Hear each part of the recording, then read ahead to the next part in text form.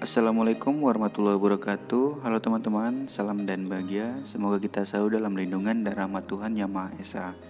Di sini saya akan menjelaskan tentang konsep fatwa dan ajaran taman siswa pada kehidupan sehari-hari. Sebelum itu, perkenalkan saya dari perwakilan kelompok KKN Padepokan 186 Universitas Sarjana Wiyata Taman Siswa dengan tema Dewantara Muda Tanggap COVID-19. Di sini nama saya Suryadi Saputra dari jurusan Agroteknologi dan anggota-anggota saya Dwi Agung Kriswanto dari jurusan Manajemen, Jonianto dari jurusan Agroteknologi, Renita Karla Ramadhani dari jurusan Manajemen, dan Erni Dwi Jayanti dari jurusan Manajemen. Langsung saja kita menuju ajaran taman siswa yang bersifat konseptual. Yang pertama di bidang pendidikan ada pusat pendidikan, yaitu lingkungan keluarga, lingkungan sekolah, dan lingkungan masyarakat. Yang kedua yaitu di bidang kebudayaan, trikon teori. Apa saja trikon teori itu? Yang pertama ada kontinu, peningkatan dan pengembangan kebudayaan sebagai kelanjutan dari kebudayaan yang sudah ada. Yang kedua konvergensi, jalan bersama antara kebudayaan bangsa sendiri dengan kebudayaan bangsa asing dan saling memperkaya atau menyerap dengan seleksi adaptasi. Yang ketiga ada konsentris, merupakan lingkaran kebudayaan dalam pergaulan umat manusia pada umumnya dengan tidak kehilangan kepribadian kebudayaan masing-masing bangsa atau kebenekaan dalam pergaulan kehidupan. Yang ketiga yaitu di bidang politik dan kemasyarakatan, trilogi kepemimpinan. 1. Ingarsa Suntaladan, yaitu di depan menjadi contoh dan teladan. Yang kedua Ing Madya Mangunkarsa, yaitu berada di tengah membangun semangat, dan Tuturi Handayani, yaitu mengikuti dari belakang dan memberikan pengaruh.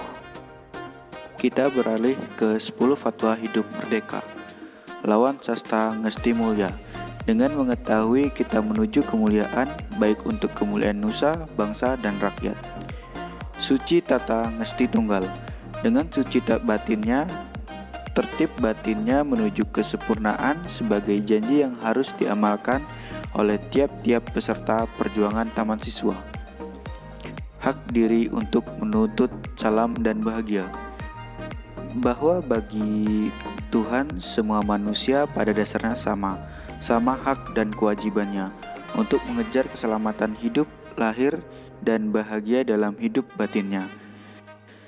Salam bahagia tak boleh menyalahi damainya masyarakat. Kedamaian masyarakat itu bergantung dalam kebebasan diri sendiri. Apabila kebebasan kita terbentuk enggan kebebasan orang lain, maka kedamaian masyarakat tidak akan tercapai. Kodrat alam petunjuk untuk hidup sempurna. Segala kekuatan dan kekuasaan yang mengelilingi dan melingkungi hidup kita adalah sifat lahirnya kekuasaan Tuhan yang berjalan tertib dan sempurna di atas segala kekuasaan manusia. Jagalah hidup kita bertentangan dengan ketertiban kodrat alam. Alam hidup manusia adalah alam hidup berbulatan. Alam khusus yang hidup dalam tiap-tiap manusia yakni alam diri, alam kebangsaan, dan alam kemanusiaan. Ketiganya ada dalam diri sanubari kita sebagai din, rasa bangga dan rasa sejati. Dengan bebas dari segala ikatan dan suci hati, berhambalah kita kepada sang anak. Pengorbanan kita itu tujukan kepada sang anak, tetapi yang memerintahkan kita dan memberikan titah untuk berhamba dan berkorban itu bukan si anak, tetapi kita sendiri masing-masing. Tetap, mantap, antep. Kita harus tetap tertib dan berjalan maju. Kita harus selalu mantap, teguh iman hingga tidak ada yang akan menahan gerakan kita atau membelokkan aliran kita. Segala perbuatan kita akan antep, tak mudah dihambat, ditahan-tahan, dan dilawan oleh orang lain. Ngandel, kendel, bandel. Kita harus ngandel, percaya kepada Tuhan dan diri sendiri, kendel berani, tidak takut. Kita percaya kepada Tuhan dan diri sendiri, bandel yang berarti tahan dan tawakal. Dengan demikian maka kita menjadi kendel, kuat lahir dan batin. Neng ning nung nang. Dengan menang tentram lahir batin, kita menjadi ning, wening, bening, jernih pikiran kita, mudah membedakan mana hak, mana batil, dan benar dan salah. Kita menjadi nung, hanung, kuat sentosa, kokoh lahir dan batin untuk mencapai cita-cita. Akhirnya nang, menang dan dapat wewenang, berhak dan kuasa atas usaha kita. Nah, kita beralih ke ajaran hidup taman siswa. Tringa, ngerti, ngerasa, ngelakoni. Ngerti berarti mengerti, ngerasa berarti merasakan, menghayati, memahami.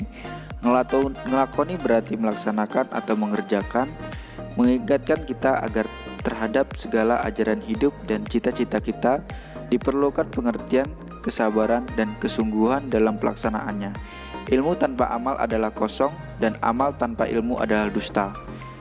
Tri hayu, memahayu hayuning saliro atau membahagiakan diri sendiri, memahayu hayuning bangsa membahagiakan hidup bangsa, dan memahayu hayuning manungso membahagiakan manusia dengan umumnya.